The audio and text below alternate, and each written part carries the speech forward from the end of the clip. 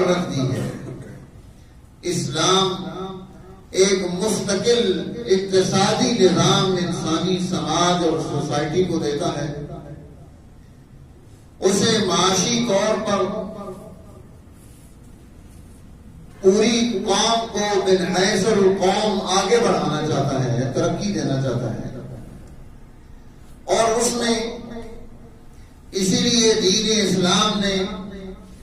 جو لوگ کنز خزانہ بنا کر رکھتے ہیں، قرآن حکیم نے واضح طور پر یہ اعلان کیا والذین یکنزون الذھب والفضہ، جس نے سونے اور چاندی کو خزانہ بنا لیا، ولا ينفقونها فی سبیل اللہ، اور اسے اللہ کی مخلوق پر خرچ نہیں کیا، اللہ کے راستے میں نہیں دیا، فبشرہم بعذاب علیم، آپ انہیں عذاب علیم کی خوشخبری سنا دیں۔ یوم یحمى علیہا فی نار جہنم، اس عذاب علیم کی وضاحت خود قرآن حکیم کر رہا ہے۔ یحمى علیہا فی نار جہنم، اس مال و زر کو، اس سونے اور چاندی کو جہنم کی آگ سے گرم کیا جائے گا، اسے ہیٹ دی جائے گی، فَتَقْوَى بِهَا جِبَاهُهُمْ وَجُنُوبُهُمْ وَظُهُورُهُمْ، اس کی پیشانی کو داغا جائے گا، اس کی سائڈوں کو داغا جائے گا، اس کی پیٹھ کو داغا جائے گا،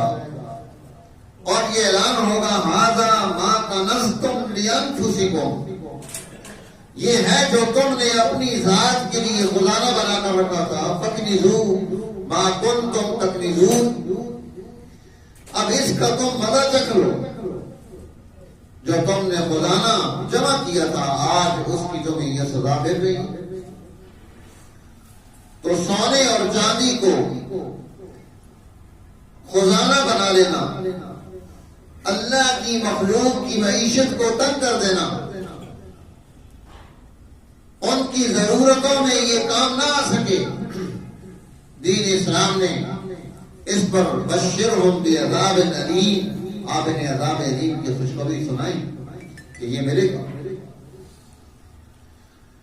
اسی طرح دوسری چیز، اسلام کے اس اقتصادی نظام کے اعتبار سے وہ احتکار کی ہے کہ کوئی جماعت یا فرد